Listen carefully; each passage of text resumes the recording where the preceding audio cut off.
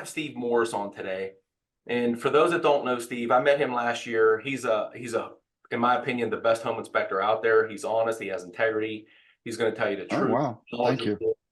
I've got to know him because I hang out with him weekly now at one of our men's groups. And man, the home inspection last year, out of about 213 transactions that our team had, 53 transactions canceled after contract was signed. I'm not saying all of them canceled because of home inspection, but a lot of them did. And we had one cancel because they had a bird's nest in the dryer vent, which is absolute insanity, right? And so when I was talking to Steve, he was like, man, we just have to set the right expectation with the buyers. And I'm like, right. I said, even a brand new home has something wrong with it. And I go, Steve, is there any chance you could come on Agent Academy, do show and tell, like show us pictures of what it looks like so that before we go through, we can set that expectation with our buyers. And every buyer I talk to, I go, hey, listen, when you get this home inspection report, I need you to relax. Like that home inspector is going to go through there and tell you everything that's wrong with it. And every house has something wrong with it. If it's a major problem, yeah, like a foundation caving in or something like that. Yeah. If there's not a remedy for it, right? But a lot of this stuff can be fixed. And we just need to be able to communicate that to the buyers and set that right expectation. And the reason is not to have them, not for you to get your commission, right? But to have them not walk away from a property that they should be buying. And so I want to share two quick stories with you, right? About values of properties. I used to share my story, but now I'm going to share my sister's story. She bought her house in 2009 for $76,000. It just went under contract now in Canonsburg. What's the value it went under contract for? Anyone can take a guess. 225. What'd you say? 225. You're right on it. It's 229. That's crazy. And then here the thing is, I got a customer right now that's closing tomorrow that went through the final inspection, and guess who they brought? They brought the dad, right? And Big Dad comes walking through and going, I know more than everybody else. I know more than the appraiser. I know more than the home inspector. I know more than a real estate agent. There's moisture here. We can't do this. You're going to need a French drain. That's 30 grand. And then he sees a crack in the threshold of the kitchen floor. He goes, oh, you see that stuff coming out underneath the tile? That's asbestos. You can't buy this house. So what do? They want to cancel, right? This customer is literally buying this house with $1,000 out of pocket, right? They got seller's assist and we got them the free money from the state. So they're buying a house. Corey, I think it's like a $250,000 house or something like that for like $1,000 out of pocket. And they're ready to walk. And I called Steve. I'm like, Steve, what's the story with this asbestos? And he walks me through the chances of it being asbestos or what you can do to remedy it. But as agents and as loan officers in the real estate community, we have to do a better job setting expectations with our buyers so that they don't walk away. Fortunately, they're not walking away. They're going to close tomorrow. They were canceling. So I just want everybody on here to listen to Steve, what he has to say, make it interactive if you want. He's going to do show and tell with his PowerPoint here on electrical systems.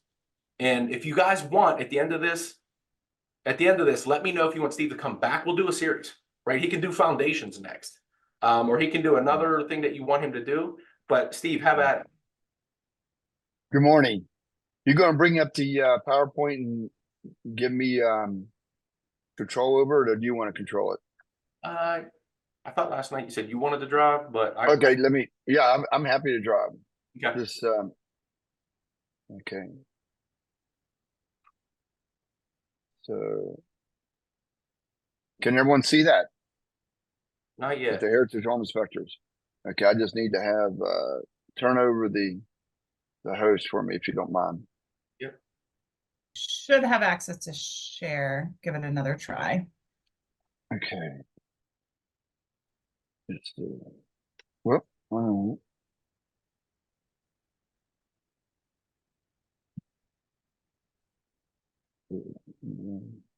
there's whoop. Sorry, hit the wrong button.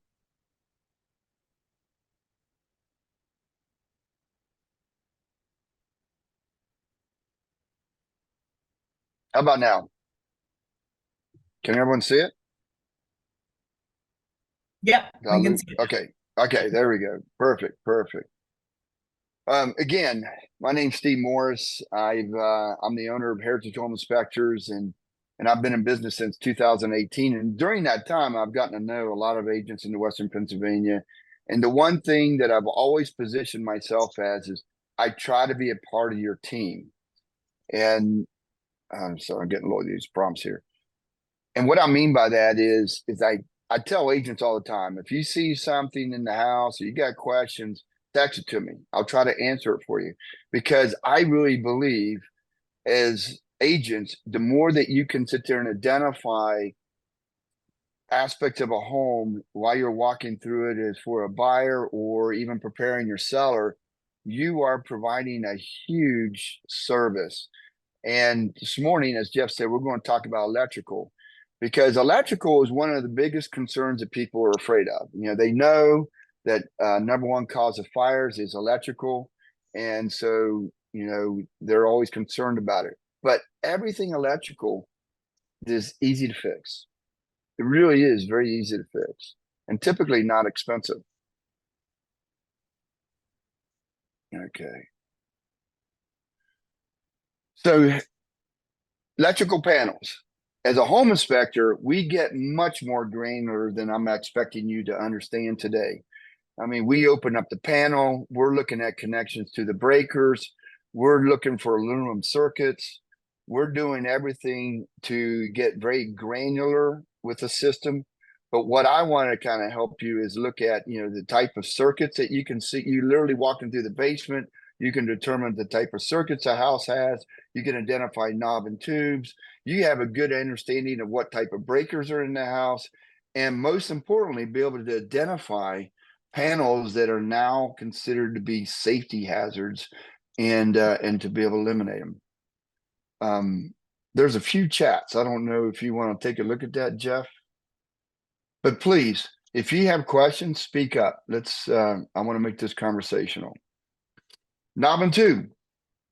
So Western Pennsylvania, we have a ton of homes that are built in the late 1800s, early 1900s, and they're gorgeous. They bring a ton of character, and people like to buy them because they tend to be large and spacious, and then they have a lot of character. The thing that comes with them is knob and tube circuits. And as I was talking to Jeff earlier, the agent, Jeff Hayes, is that many times the insurance is going to want to know, hey, is there still active knob and tube in the house? For you to best identify is that you can just be walking through the basement, look up. If you see the porcelain knobs and the porcelain tubes, knob and tube circuits were actually a fantastic system. And the only reason they're even in danger anymore or considered a danger anymore is because they're over 100 years of age, and they're made of cloth sheathing. And what happens to cloth over 100 years? It deteriorates. I always tell people, mice like to chew on cloth. They come along, they chew on it, they get fried, they dry out, and now they are a great accelerant for a fire. But in probably 20 years ago, when we ran across knob and tubes, it was like, oh, we got to take it out of the walls. We got to take it out of the attic. We got to take it out of the basement. That's going to be thousands of dollars. And it's not that way anymore. In fact, you can take it out of the attic, take it out of the basement, leave it in the house walls, and protect it with arc fault breakers. And we'll talk about that. So where it used to be $20,000, $30,000 to rewire a house, you're now protecting the whole system with maybe a couple grand. Any questions on knob and tube? Kevin Miller had just made a comment. He said no grounding. There is no grounding, but there's a lot of ways to. So the whole thing for a ground circuit is the principle that when the hot is overloaded, when the circuit is overloaded, it's going to create a jump to the neutral, create an arc. And the whole reason we have a ground wire, and the reason the wire is actually exposed, that there's no sheathing on it, is it's supposed to pick up that arc, return it back to the panel. The panel is grounded to the soil, and it's going to send that electricity right back to the soil. And then there's no harm. So yes, knob and tube doesn't have any ground circuit, but an arc fault breaker does the same thing. Arc fault breakers were literally designed in Western Pennsylvania. Just a little fun fact: in Western Pennsylvania, for the protection of knob and tube circuits, because we do have so many homes that are from 1930s, 40s and prior. But what it does is it detects that change in the current. Like when it jumps, it creates a change in the current. The arc fault detector breaker will detect that and interrupt immediately. So in many ways, it acts as a ground. In some ways, you can even make the argument more efficiently. And Any other questions? Robin Yes. said, Pushmatic, I have had conflicting opinions by 3 different electricians, home inspectors, and the electric company. Can you Yeah. speak on this, please? I know Zinska Yes. and a couple others. Yep. Now, if you don't mind, we'll just hang on to that for just a minute, because we're going to look at the panels that are considered obsolete, and we will address the reason Pushmatics are now considered obsolete. For quite a while, they're acceptable, but we'll talk about them in just a minute. Good stuff. Okay, fuse breakers. Fuse systems were a fantastic system, and if you notice down here, you got 30s in here, 15s, they're all the same diameter. Consumers are the reason that fuse systems are no longer available, because we figured out, hey, my 15 amp fuse keeps on breaking, keeps on interrupting. I'll put a 20 amp fuse in there. And then the 20 amp fuse would continue to interrupt. And they're like, oh, you know what? Now I'll put a 30 amp fuse in there. And then some people got really brilliant and put a penny in the backside of a fuse, so where it would never be interrupted. And if you just even look in this photo, you know, the typical fuse systems had very few circuits. And even in this picture, you can see that they've literally added additional circuits to each fuse. Thus, they've already overloaded the system and caused a tremendous fire hazard. So you'll see fuses, just so you know, you'll see maybe one fuse in a box that's near the furnace. That's acceptable. It's going to be 15 amp, and that's for the furnace alone. That's acceptable. But outside of that, if you see fuses, they're going to need to be replaced. There's no question on that.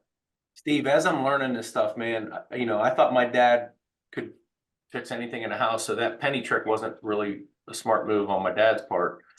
And then when we had the plumber on here, using the toilet as a garbage disposal wasn't a good idea either. So we're learning, man. This is good stuff. Yeah. Good. That's old school. So here's another thing. Sometimes you'll be walking through the homes of the 50s and early 60s, and you'll see 2-prong outlets. And a lot of people are like, oh, wow, the outlets are out of date. We're going to have to upgrade those outlets. That's going to be a lot of money. No, it's not, because majority of all the electricians in the 50s and the 60s, we didn't even have 3-prong appliances. We had 2-prong outlets, and we had a metal junction box. And I'll pull the outlet. You're not, don't expect to do that. I'll pull the outlet. I'll take a look at it. But typically the electricians connected that ground wire in the back of that metal box, because that was where you were supposed to put it. So it's fully grounded, it's fully appropriate, and all you really have to do to upgrade it to a 3-prong outlet is just swap out the outlet. And you can even see in this picture, it's been painted over. People do that all the time. They paint over it and make it very difficult to pull the outlet. But we do. We always pull the outlet. This is to verify what we are thinking is true, that there is a ground wire. But just because you see a 2-prong does not mean it is not updated circuit. Any other questions? I have a question. Yes. You said you pull the outlets every single house every time? No, not every single house. Whenever I see 2-prong, Yeah, if I will pull one outlet. Mm-hmm. just one of the 2 prongs. Okay, gotcha. Yeah.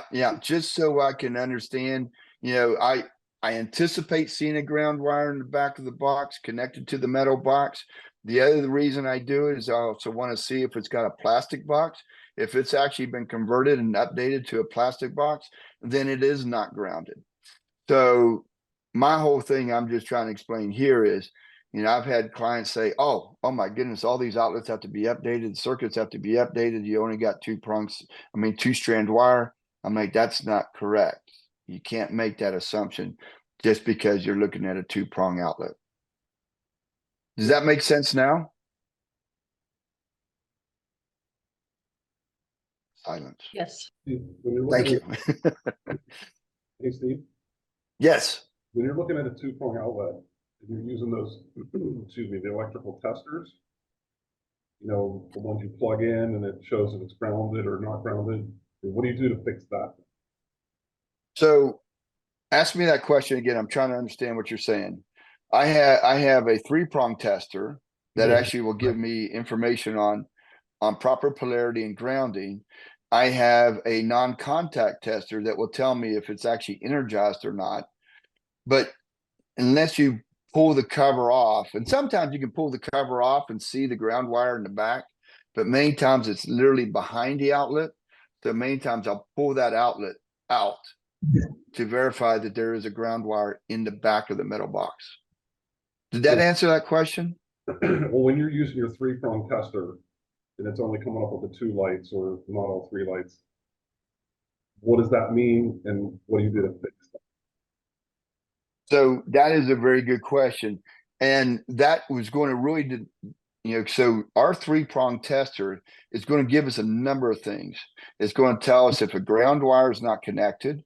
It could also tell us if the neutral and hots are swapped or switched. It could also tell us if a neutral is not connected properly.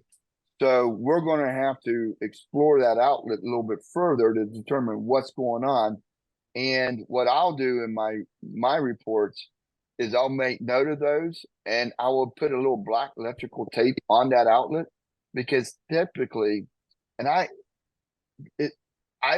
have a real problem calling an electrician out to come out and connect, tighten down a fastener on a neutral. So I'll say electrician / contractor, because anybody can really install an outlet. But I just want to make sure that you do have proper hot, neutral, and ground in that outlet. So does that answer your question? Yes, thank you. Okay.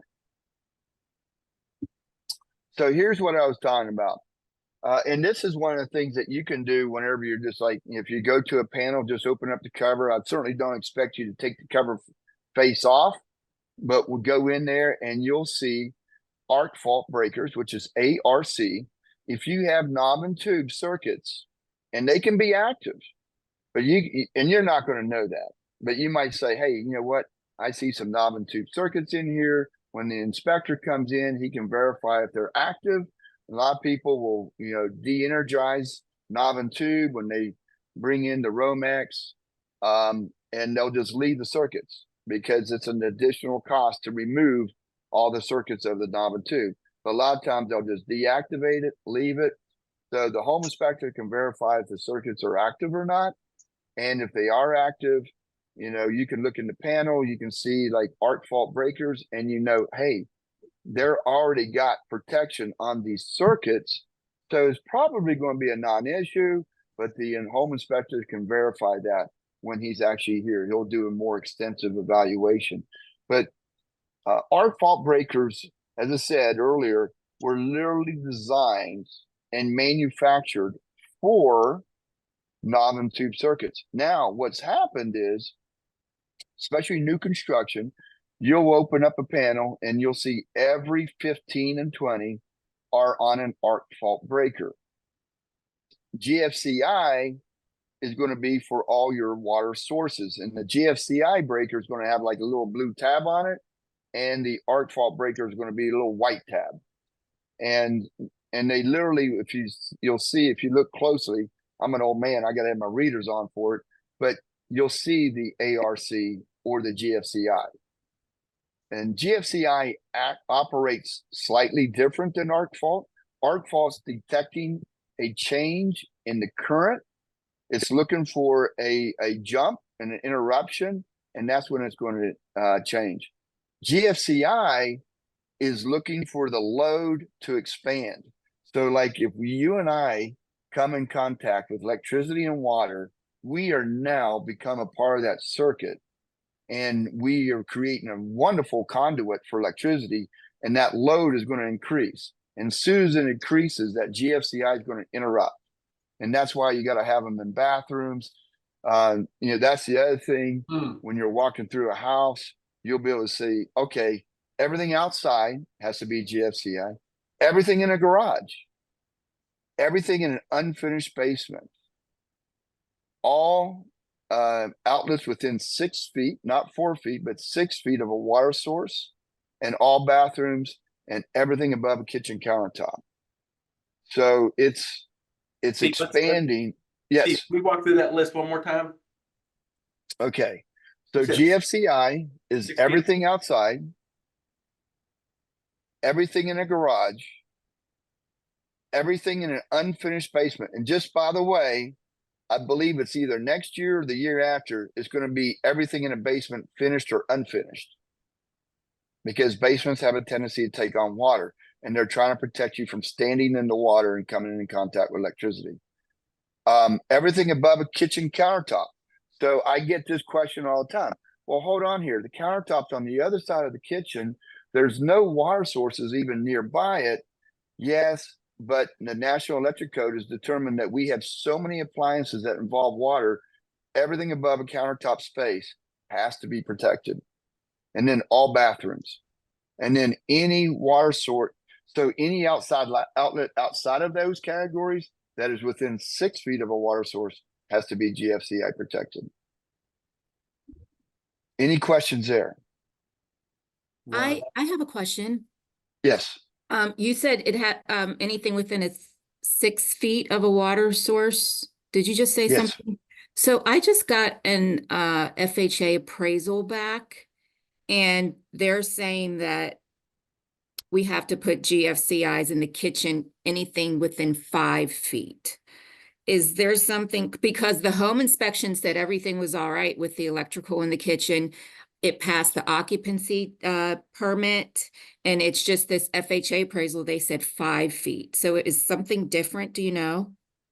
Well, one, he's got it wrong. So it was I shouldn't say Sounds like a typo on his part. Yeah, Oh, because I mean, it used to be 4 feet, and then the National Electric Code took it to 6 feet. Now, here's the other thing that's probably happening with the FHA, because majority of the time, kitchen outlets will look normal outlets, and they will have a GFCI breaker in the panel.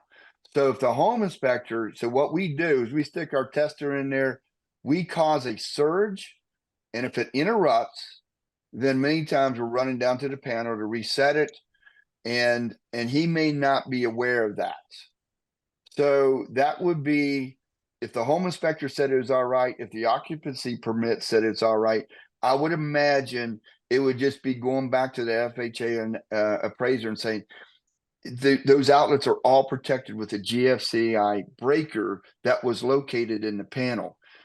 Now you need to verify that, not just reply back, but that would be my anticipation on that situation, because no one likes to see I shouldn't say no one, but a lot of people like the outlets in their kitchen to look like regular outlets, and so it is traditionally and very common, especially new construction, that all those outlets in a kitchen are going to be protected by GFCI breakers. Does that help? yes, thank you. They might also be protected by an outlet on the way to the breaker panel. There should be a little That's sticker. correct. There should be a little sticker on there, but nobody ever puts them on. No one ever puts them on because, again, they don't want them to be visible that way. And that's why it's really important to test them. And it's actually not a bad thing for you to have as a real estate agent, except for one challenge. If you trip it, you've got to find it.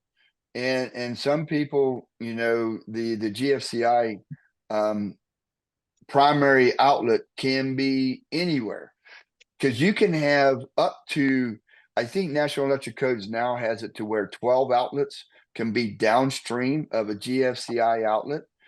So many times when I will trip an outlet outside, like let's say an outside outlet, and I trip it. Many times it's going to be tied into the base. I mean, to a bathroom. If it's from the 90s, it's going to be in the bathroom. Yep. If it's later, it could be into the basement underneath the staircase or somewhere like that. And if it's like modern, it's going to be in the panel. But you've got to be able to find it to reset it. Because if a freezer's tied to it, or maybe some medical equipment's tied to it, you know, you can get yourself in a bind if you can't find that reset.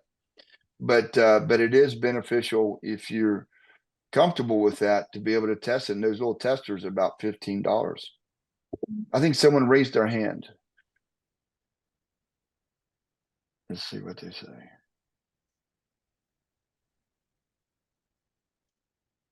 I see your hand raised, Robin, but I don't see the question. Anybody see the question? Nothing came up in the chat. Okay. Okay. Electrical panels. Now, I can't, who was it who asked about the Pushmatics? I'm sorry.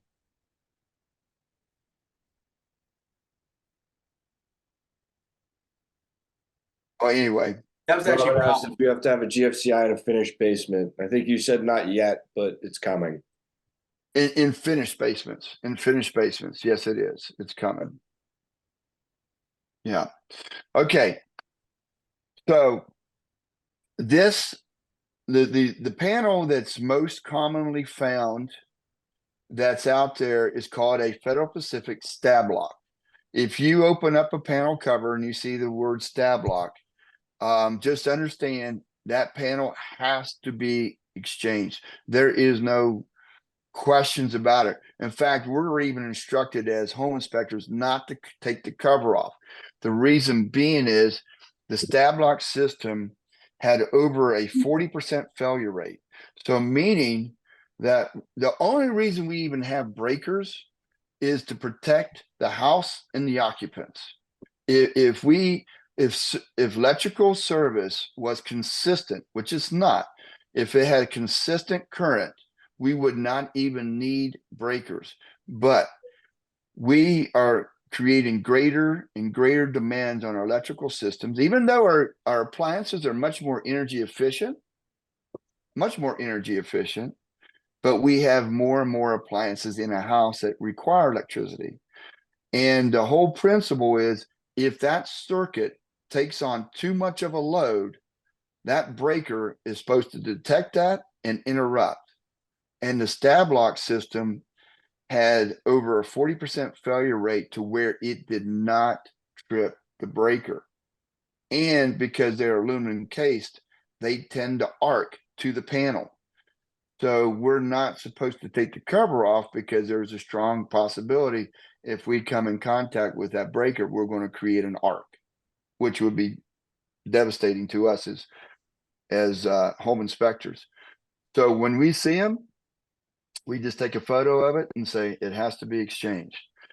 And you don't see very many of them anymore, because over the years, every time someone sells their house, it's identified. And this has been going on since probably the 90s, is that they are mandatory exchange. Any questions on the stab lock? Okay. Here's the question on the Pushmatics. And first off, I will tell you, the Pushmatic system was a very good system, and it is reliable, and it is dependable, but it has not been manufactured since the 80s. And then now what we have going on is that you have off-market producers of breakers, and the breakers are turning out to be not efficient. Also, the Pushmatic housing on the breakers is aluminum, and that is aluminum handles the current very differently than copper. It actually expands and contracts more significantly, and that's why when we see solid aluminum wire, you got to have aluminum copper couplers on it, and you got to have special made breakers in the panel to actually handle it. You don't have to change out the wire, but you have to protect that wire, because what happens is it expands, it creates a gap between it and the fastener, and now you have an arc taking place at that point of contact, which is a tremendous fire hazard.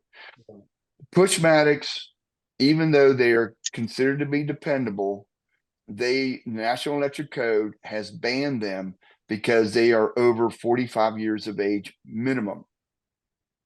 Many of them are more like 60 years of age. It's just an old system, and the replacement breakers are not considered to be the quality that they need to be. So you'll have a lot of old school electricians say, "Oh, they're fine, they're good, don't worry about it." Thing is the National Electric Code says no, they need to be replaced. Any questions on that? Okay. The other panel that you'll see is Challenger, but it's so rare. I think I've run across Challenger twice, and I've done like 4,300 inspections. Wow. So it's a very, very rare panel. But if you see Challenger written on the panel, that has to be exchanged too. But the main ones that you'll see out there that need to be exchanged is the Federal Pacific and the stab lock, and then the Pushmatics. Okay. Now, this is probably the biggest question that you'll get when you're walking through your house and you're looking at things, especially if a dad's there, because a dad thinks every house needs to have a 200 amp service, and it's just not correct. First off, you got to have a minimum of 100 amps. There's still a good bit of 60 amp panels out there.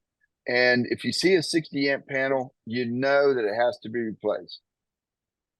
Now, why would we need to make a distinction between 100, 150, and 200 amp? It's how the house is utilizing electricity. So you'll walk into a lot of homes in the 70s and you'll see a 200 amp panel in there. That's because everything in the 70s, we went through the gas crisis in the 70s, and we moved everything over to electric furnace, electric hot water tank. There's no gas service to the house. And so you've got to have a 200 amp service in that home. But let's consider a home, especially the ones in the 50s and the 60s. They had gas ranges. That's a 60 amp savings. They have gas furnaces. That's a 30 amp savings. It can be 15 depending on, the control system. Gas hot water tanks, that's a 30 amp savings. The only thing you really have, and if you have a gas dryer, that's another 30 amp savings. So if you look at that home right there, the only thing that's creating a bigger demand than a 20 and 15 amp demand is the AC out on the side of the house is 30 amps. So 100 amp service is more than efficient for that house. Okay. I'll give you an example in my home. I have 150 amp service. I have double ovens. I have a cooktop. I have a hot tub out back. But it's not like you add it up to where it reaches. Does it add up to 150? Yeah, it exceeds that. But it's all about the demand at that time. If I had everything in my house running at the same time, I'm probably going to trip my master breaker. But that's not what happens in a home. We utilize the electricity as by demand. And because of it, many times 100 and 150 amp service is more than adequate. Now, I will tell you, the homes that are 6,000 square feet, and they have, two furnaces, 2 ACs, 2 hot water tanks. Because of the size of the home, many times they are like a 400 amp service, 200 amp services. But just because you see 100 amp service does not mean it needs to be upgraded. Now, here's the biggest question that many people run across is like, well, this is going to cost me thousands of dollars. No, it's not. It's not, because a 100 amp service is going to be somewhere around $1,500 to $1,600. 150 is going to be like $1,800 to $2,000. And then a 200 amp service is going to be about $2,800 for all the replacement. So it's not should not be a deal breaker. It should not, when you're looking at buying a $200,000, $300,000 home, $3,000 is not a lot of money when you're looking at doing a possible upgrade. Now, just so you know, here's the other thing that as home inspectors, I think is very important that we position, is that I tell people all the time, okay, you got a Federal Pacific stab lock system in here. It's rated for 150 amps. Okay. If the real estate agent has the ability to ask for it, the seller will be responsible to replace like. You're not going to get them to give you a 200 amp service for a 150 amp service, because now you're changing the service from the pole all the way into the house. But in that scenario, if you get a credit, then you can actually add additional money if you wanted to have a 200 amp service. May not need it, but I just always try to make sure that they understand the seller will only be responsible for the like amperage. So two things, Steve. One, as an agent, when you're negotiating the reply to inspections, do you really want the seller to do any of the work? Or do you want to get a credit for it and you do the work if you can? Like if it's not holding up, because that, in my opinion, right? That seller is going to go the cheapest route possible to replace whatever it is that you need fixed versus you doing it right yourself. And I agree with you on that statement. The thing I'm very, very cautious to get it. I always say, I got to stay out of the real estate agent's world, got to stay in my lane. I don't know how the financial deal is structured in any manner or way. So I always say that's where you're going to sit down with your agent and have a very open discussion about what are your options. And they may say, it'd be better to get the money off. Like an agent just yesterday told me, getting $10,000 off on the home price doesn't even impact the mortgage by like $20, or can't remember what they said, but it was just nominal. It'd be better to get it off, either get the money at closing or get it off your closing costs. Or she had several different aspects that she was talking to the buyers about. And I was like, that's really interesting. I love what you said there, like staying in your lane, because oftentimes people don't know the financials. Like we might be maxed out on seller's assist and you can't put it in there. So it's always worth a phone and talk to the realtor. Like this is the stuff that I talk about when people are like, I don't need an agent. I'm like, you absolutely need an agent. Like nobody you do how much you really do does on the transactions, from negotiations to, and Southwestern Pennsylvania is very tricky. So I loved your response to that. The other thing was, Robin asked, what is a 400 amp service with a 200 amp service line? So you're not going to have a 200 amp service line. You're going to have a 400 amp service line, but you're going to have two 200 amp panels because we don't have a 400 amp panel at the present time. And that may come in the future. I don't know. Like even the National Electric Code is requiring starting in 25, you got to have a 50 amp or 60 amp charging port available in garages for all these electric cars. So things are changing in that aspect, and that's why as home inspectors, every year we're going back in and doing continued education on the National Electric Code, because it's always changing and being upgraded. But that being said, you're not going to have a 400 amp panel. So you're going to have a 400 amp service coming into a house. It's going to go into a trough, what they call a trough. And then it's going to feed up into two 200 amp service panels. Does that make sense? Yeah. Any questions? I'll give you respect for everyone's time. Steve, you're done, right?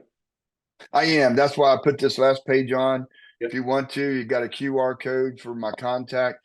Feel free to send me photos. Say, hey, what is this? Is this what you're talking about, knob and tube? There's what they call rag Romex. It looks like a cloth, but it's a Romex, and it has 3-strand wire. So just because you see cloth doesn't mean that it actually is not acceptable. But if you run across questions, take a photo, send it to me, and I'll be happy to answer for you. Text is by all means the best way to communicate. So, And I really appreciate everyone's time and questions. yeah. I hope this has been valuable. Any other questions? Anyone have anything? When we send the replay out, we'll also send Steve's information if you don't already have it.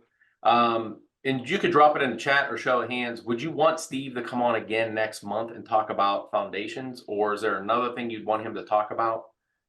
We can make this a series. I'm a huge fan of this because of all the cancellations that we see after the home inspection. Okay, do a series. Yes, please. Okay. So Steve, get ready to do foundations next month.